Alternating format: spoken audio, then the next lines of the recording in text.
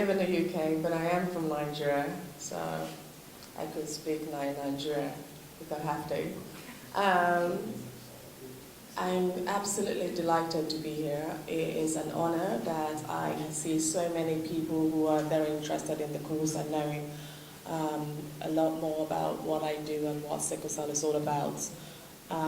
This journey is a very passionate one for me. It's not just stemming from just wanting to raise awareness, and not stemming from wanting to be out here talking to you, but it's very personal because I suffer from sickle cell, and I've lived in Nigeria. I've lived abroad, and I know the challenges I faced, both living in Nigeria, living here, and living in the UK. And my journey is about talking to you guys about what I've become throughout my years. I'm now 38, going to be 39. I have 2 wonderful kids. It was a challenge. You know, I was discouraged from having kids. I never thought I would even be talking and sitting down and saying I have kids because, you know, growing up with sickle cell, one of the disadvantages I found was that the doctors, everyone will tell you, are you sure you should have kids? And, oh, yeah, it almost killed me. I won't lie about that, especially my last baby. But at the same time, I was lucky. I had great doctors, and I had relationship issues, school issues, all sorts. So I hope this press conference brings out everything out. I thought when we had this our discussion, you could dig into me and ask me everything, because I really want a lot of people who I've seen and met over the years who have suffered from this invisible illness. I've had my best friend who died from it as well. And that was touching for me. So I just want us to discuss this. Yeah, I mean, my book coming out on the 19th of June, and I chose that date specifically because that's World Sickle Cell Day. The book is called Painless. And the reason I chose that title was that we will always have pain. Like sometimes I just look at you and I'm feeling pain. And I spoke to so many people with sickle cell. I asked them, what is the one thing you wish, having sickle cell, what is the one thing you wish for yourself? The person said, many people said to me, we want to be painless. We don't want to be in pain anymore. We just want a life where we're pain-free. And that word, when it stayed with me, sat down, I thought about it, and I said to myself, this is going to be my book title.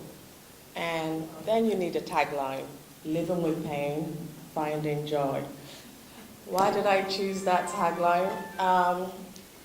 I think the worst thing we always do in our life today is that when we're suffering, and people with sickle cell tend to suffer a lot, the one thing we don't do is that we don't embrace the good times when we're not sick. And I've suffered, and one thing that made me suffer more in my life was that when I was better, I made myself worse by, you know, reminiscing, saying, I'm being angry at myself. Oh, I can't do this. Oh, I'm so angry. Oh, I was always angry at myself. And in the process, that hindered my progress because, you know, you're better. Do things that you could do. But my mind would just play games with me. Oh, you're still in pain.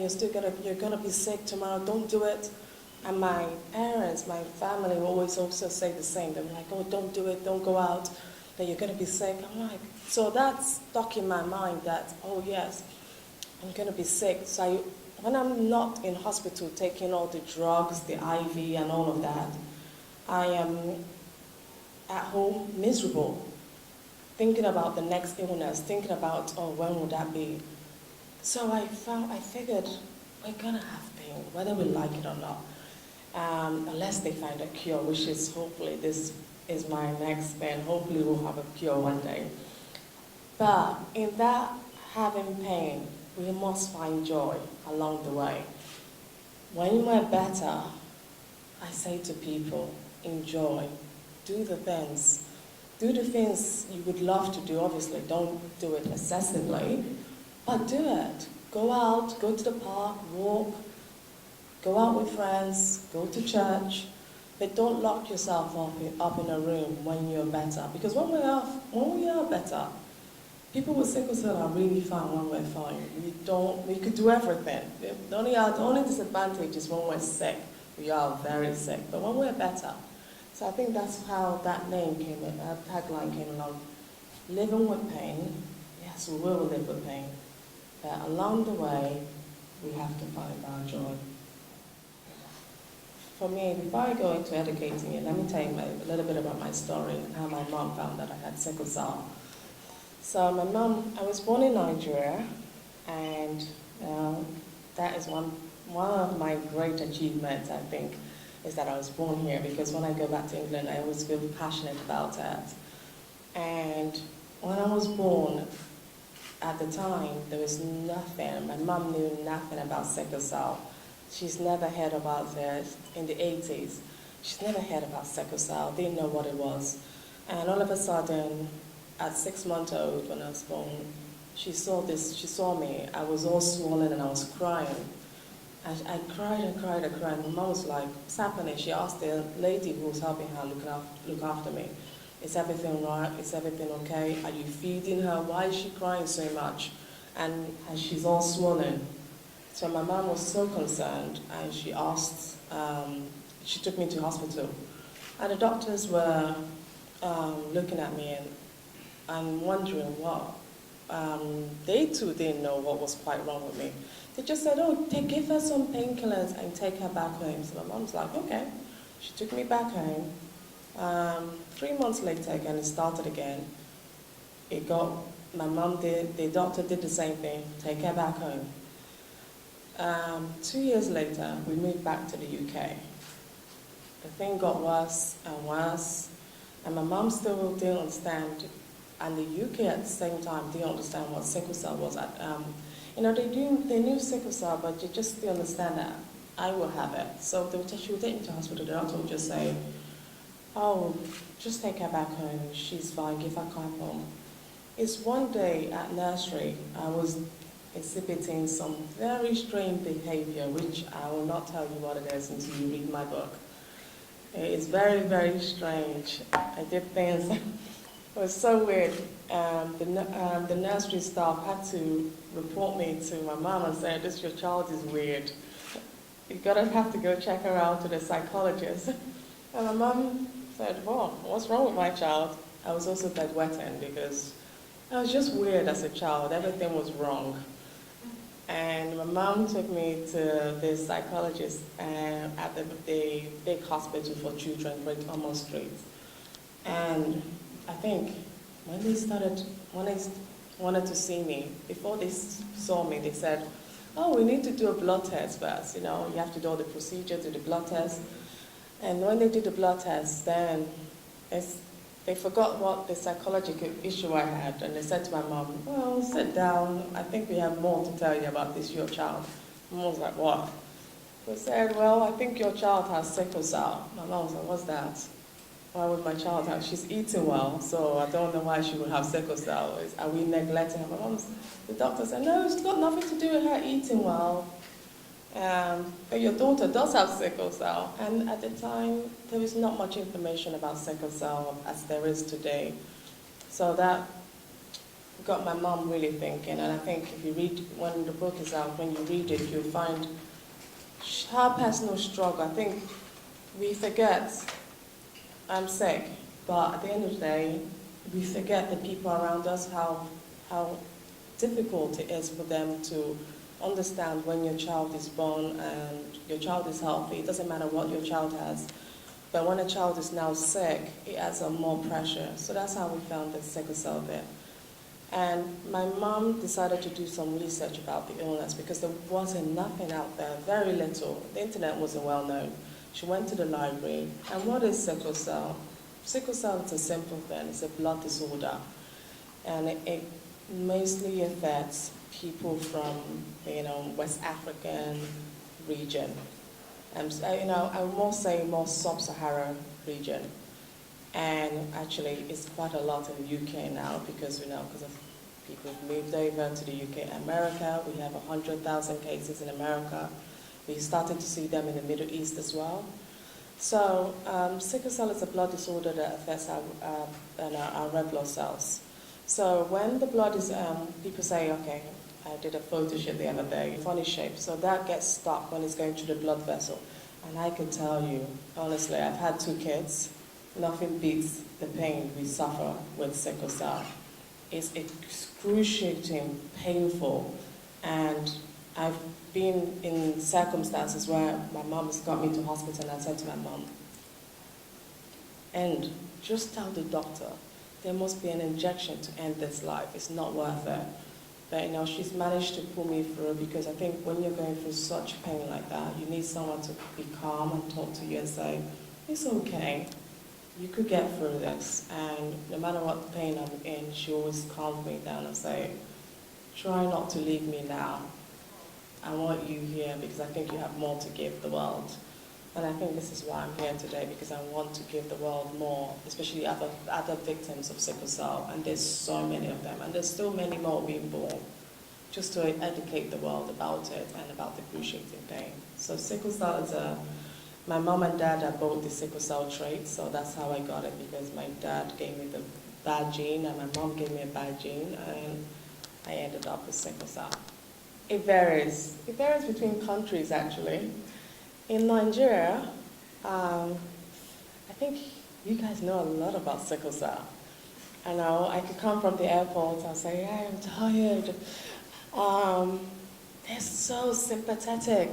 But the only bad thing about that is in Nigeria, they limit you, because everyone knows so much about it and they know the disadvantage of it. So when you try to do things, so like, don't do that much. We don't want you being sick. And I understand. But at the same time, we have to be cautious about saying that, because someone with sickle cell still needs to pay the bill. They still need to live their life. They still need to have a family. And if you want that for that person, if you want that for your child, if you don't want your child to be your liability, you have to learn to let them take a little bit of leap front in the world, and not be too cautious about if they fail, or if they fall, or if they get sick. Getting sick, unfortunately, with sickle cell is part of our life, and I think we should just learn to embrace it and learn to deal with it. Whereas in the UK and the other part of the world, they're not quite sure about, we're still doing a lot. They're doing so much campaign. There are various organizations, various charities working to put information out there about sickle cell. But at the same time, it's still very limitless. And you sometimes go to hospital and you say you have sickle cell and you're in so much pain. Sometimes you get people looking at you funny, you're thinking, are you a drug user? And you're like, I seriously, this is the last thing I'm thinking of right now. I'm in pain, just sort my pain out. So you always, I remember I'll be crying in the ward somewhere. I could hear my mom out there screaming, guys, I'm telling you, she's got 5 minutes, she needs the painkillers now. So my mom is always speaking, and right now, because people still don't know the extent of the pain, and sometimes they just think we're making this up, that we're just saying, trying to get this way around ourselves. Another problem and challenge we find, we look normal. I haven't got a broken arm. I'm not different from any normal person. The only difference is I have an invisible illness, which you can't see. And what does that mean? It means that I get sick, I will be in hospital sometimes. I've been in hospital for a month, coming out. If I'm limping, I see people looking at me weirdly, like, why is she limping? She's so well. So we get discriminated a lot. And that discrimination makes me feel very nervous when I'm trying to do things, because I'm wondering, oh, they're going to look at me and say, well, her hands are intact, her legs are intact, how come she says she's sick? And it's that language I want to change, that you don't look sick all the time. And some illnesses are visible, but also people should also understand that some illnesses are not. So it's very difficult. That's the difficult part. Honestly, if you just want it in simple terms, Get someone to get a hammer and hit you with a hammer. That is it. Immediately it starts, I can't walk. I'm paralyzed. If I'm upstairs, you have to carry me downstairs, and don't touch my body while you're carrying me. How do you carry them down? Honestly, they get a cloth and they try and they push me. I have to endure the pain. They push me on the cloth and they use the cloth to lift me up on the four side. They get 4 people to lift me downstairs. So on the scale, honestly, the pain can be so bad that something that makes you want to kill yourself. You just want life to be end. You said, look, when I'm better, wake me up. But right now, I'm dead. So keep me there. That's how bad the pain is. That's why when I see kids, I feel for them. I'm crying when I see kids in hospital because I know what pain they're going through. Especially when you have the sickle cell on the head. Oh gosh, it's like someone is taking, it's not headache, it's something. And you're like, stop hitting me, and it just keeps getting worse, and they keep, and sometimes, they give you painkillers and it doesn't even work. And you're begging the doctor, keep giving me, and the doctor's saying, look, we've given you more than the normal dose. And you say to the doctor, I don't care. It's not going away. Keep giving me more medicine. So this is the pain we go through. It is excruciating bad. And I did a C-section for my daughter, and it was just so, I was like, oh gosh, this is nice. This is not too bad. Everyone was like, oh, you're gonna struggle getting up. No, this is easy. Because with sickle cell, you are in an agonizing pain. And it's just like, it's constant. It's not going away. The pain is just hitting you. You're like, stop. Yeah. So that's what we go through. I feel like we cannot truly express the pain. No. But you're a strong lady. Yeah, you're a strong lady. One last question. What would be your final words to parents who have kids with sickle cell, and what would you say to kids and adults and fully grown people who also have sickle cell? I think one of the reasons I wrote the book Painless is because, life is very funny. You have different aspects of your life you have to go through. You go through school, you go through relationship, you go through getting married, you go through, various aspects of my life. And I wanted to put down on paper the difficulties I went through over the years of my life. School, as a child going to school, that was challenging. It was challenging on the fact, there were so many challenging aspects of my life. It's challenging on the fact that I was dependent on other people to make me feel happy because I was always sick.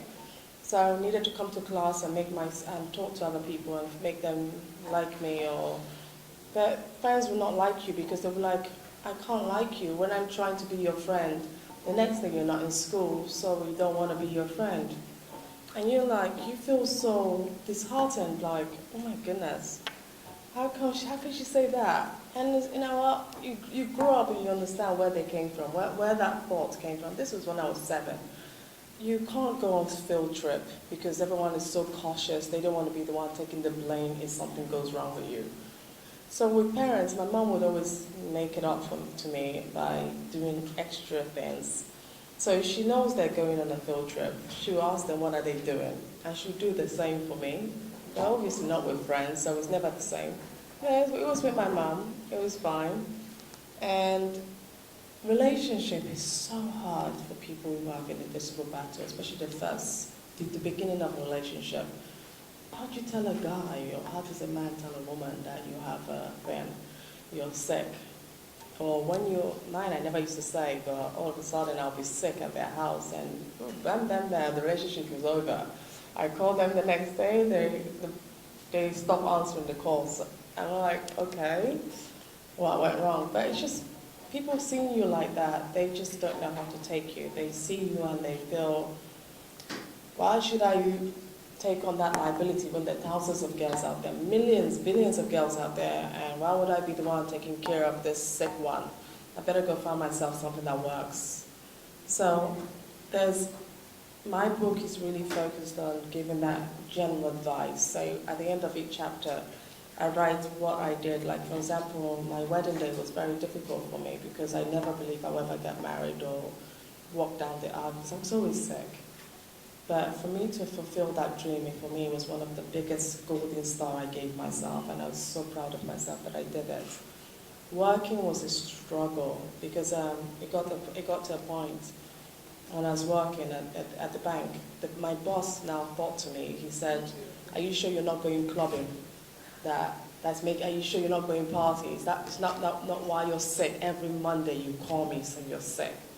And I just couldn't explain to him. And the day he realized was the day he fainted at work. Then he was like, "Oh my God, this girl is not making this up. She's absolutely sick." So I think it's this, our circle of life is very challenging, and every circle, managing kids. My son was always very kind. He always came to hospital to see me. But because I will cry if it's not here. It has to be. And it will be available on various platforms, on my website, annewelsh.com. And in Nigeria, I think I'll work with various distributors to make sure it's out there. And I'll keep everyone posted on that as well. It's fine, because I think the baby gives you hemoglobin. So I'm so fine, I'm healthy until I get to 28 weeks. And the reason I start suffering is because my body cannot carry the baby. And the weight of the baby puts burden on my bones. And that's when the sickle cell starts to kick in. So this is where they advise me to be on bed rest and do all that kind of thing. So I think if the healthcare system here was so good, it would make a huge difference, because the things they had to do to me in the UK just to make me survive that birth was just not, it was just something that I would die if I don't have the right medical treatment. For example, for my first son, I was on regular blood transfusion, and it had to be the right kind of blood transfusion because I started rejecting the blood. Then after that, I was always sick. How would you give morphine to a mother and a child? But they had to, because I was sick, and they had to think about me first as well. Then I had to go for various x-rays. I went for several x-rays because the pain was all over the place. And on the day of, I didn't go to full time, they managed to carry me through, but I was always in sickle cell pain. So the doctors were very concerned about the amount of morphine I was getting, because the pain would just not go away, so they had to keep giving me morphine. And more people, not just sickle cell, but more people with, chronic illnesses could start having more, living longer and having kids without any issue. I think sickle cell management is so tough, especially, I repeat, that circle of life, because you're not going to tell a person, you can't do this, or you can't do this, or you can't do that. So, but if you're a child, it's easier because the child is easier to manage. When I was a child, my mom would insist I drink a lot of water. Well, no, it doesn't matter if you're wet in the bed till you're 14. At night time, my mom would bring the bottle of water and she'd say, "Finish it." And I didn't understand why, but until I stopped getting sick, it is so important for people with sickle cell to drink. Don't compromise. Drink, even if it's 3-4 liters a day. And I drink before I go to bed. It has its disadvantage. I have to wake up a number of times, but I feel really, when you wake up, you don't feel like your blood is filled with poison. You feel like it's now flushed out. So I drink a lot. I force myself. Another thing I started to notice is that when we eat well, eat the right food, we don't eat the wrong food, it makes so much difference as well. And don't exclude the kids from sports, but let them do it mildly. I was excluded from all sport, anything sport. No, Anne cannot do it. And I think that was wrong, because that made me weak. It made me very, very weak, that in the sense that I couldn't do anything. I couldn't go out, I couldn't talk to people, because a lot of socializing goes by sport. I wasn't strong. But a little bit of exercise, and mildly, just mildly, to get the heart rate going.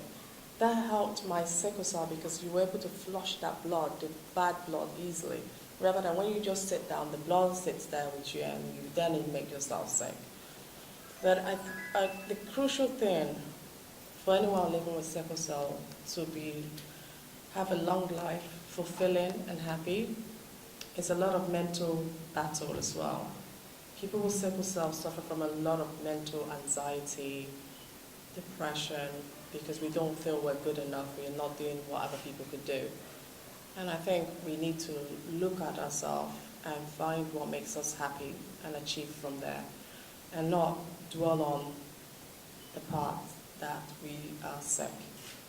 So that's how I've overcome those challenges. I think the biggest survival for me was just keeping happy.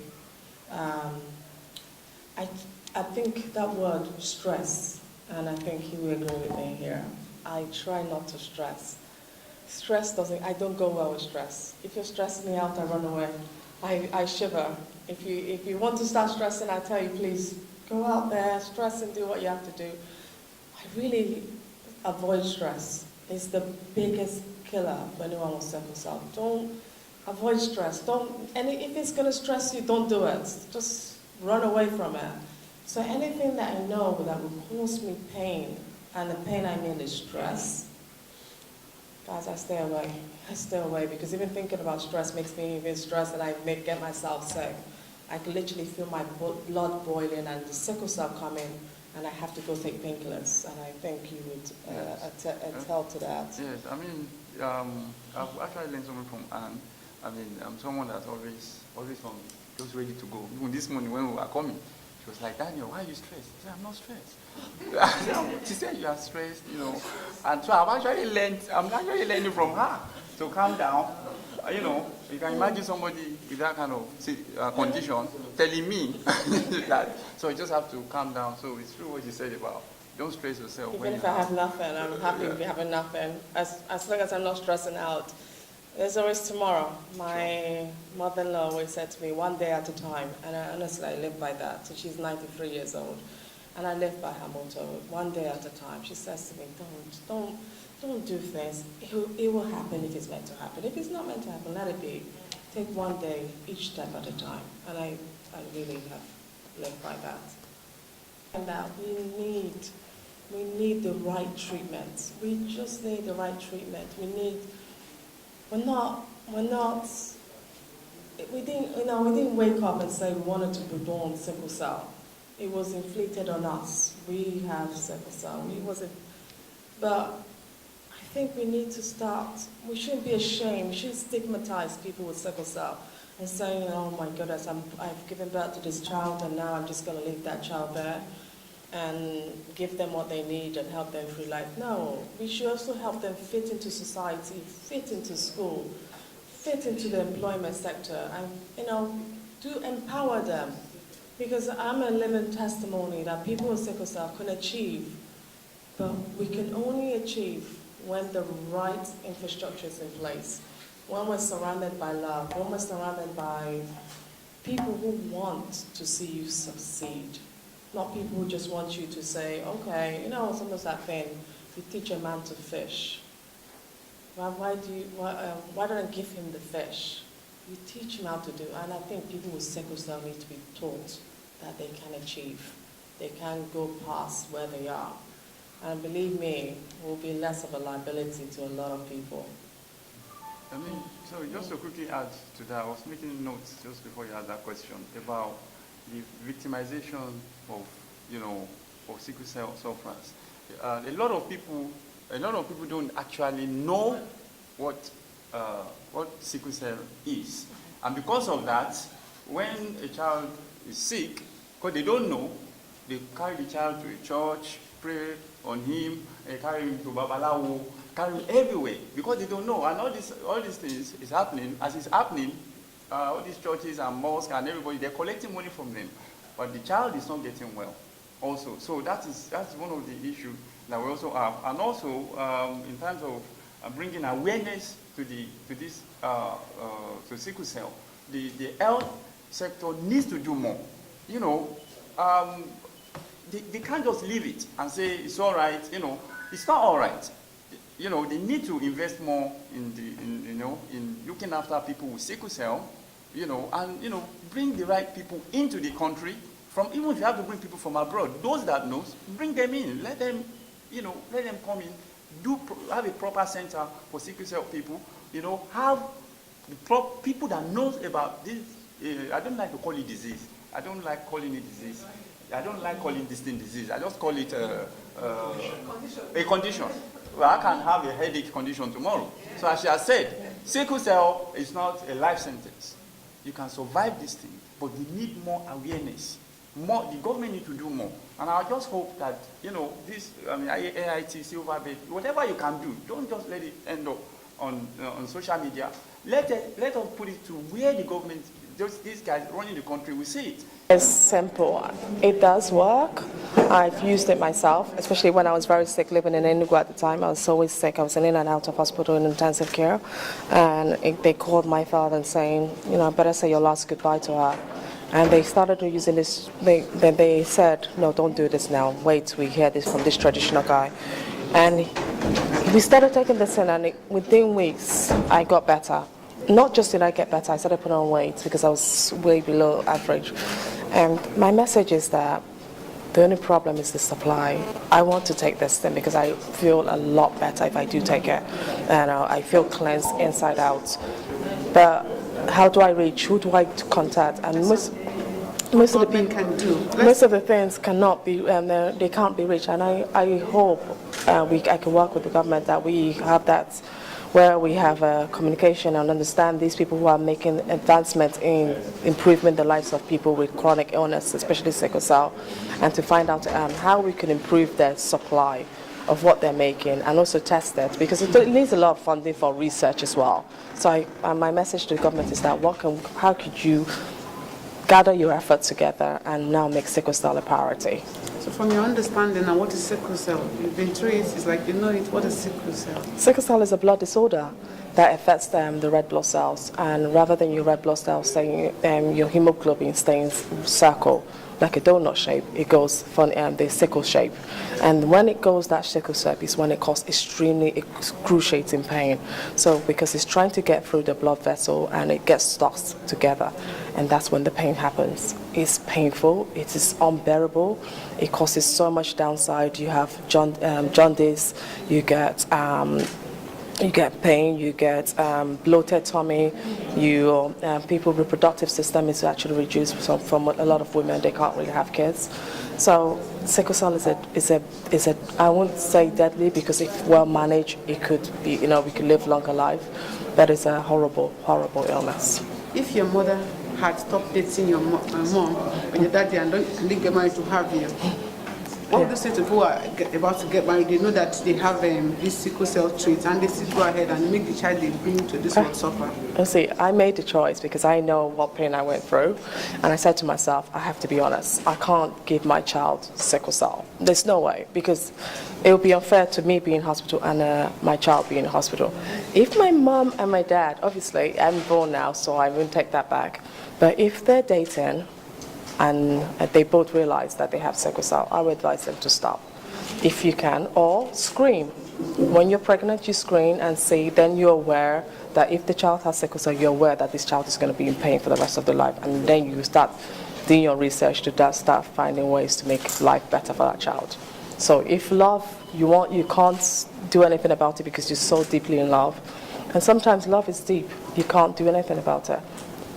You need to screen, you need to be aware. You need to be aware of the consequences of having kids with sickle cell. Thank you. Thank you. Your book comes up June 19th. That's correct. Yeah. What benefit would the book be to members of the public? It would be a lot of benefit to members of the public, because I talk about my experience of living with sickle cell in London and living in Nigeria. It gives self-help guide. It gives the advices of things you should do and things you shouldn't do. And I just think that would be a wonderful thing. I think it's something that we could incorporate in classes, we could incorporate in our daily lives, and not just sickle cell. Anyone who's going through any chronic illness or anything, you've been screened for cancer, you don't know how to deal with it, my book will give you that guideline on what to do. Thanks. My name is Sandra Odige. I'm the publisher of Le Monde magazine. Persons living with sickle cell need all the care, attention they can get from the government, from the families, from the loved ones, and every other person. They need all the care they need. So it's important for the government to look into our health sector in handling the condition, the challenge, the health conditions of persons living with sickle cell, as this will add to the overall lifestyle of persons living with sickle cell. There's need for them to be, attended to in terms of their care, healthcare and all that when the crisis comes, and we need more awareness on the strategies they can take to ensure that they do not have this crisis. As Anne Welsh said, she said there's need for them to have a good diet plan. It plays a pivotal role in the lives of persons living with sickle cell. What you eat matters. She also made mention of when she sleeps with cold, the next day she's definitely going to have the sickle cell crisis. That's an eye-opener, that's the lesson everybody needs to learn. Right? So there's need for awareness on what's your lifestyle. As a person living with sickle cell, there's need for them to have a good lifestyle, a good life balance to reduce the crisis rates. And as that, all that entails that we need more awareness in this matter. We need the government to look into this issue of sickle cell health-wise, ensuring that we have all the medical technologies to be able to attend to these persons effectively to reduce the crisis rates. So it's important for us to do our research, to read more, to educate more, to do more trainings, more awareness, and more conferences to create more awareness on this matter.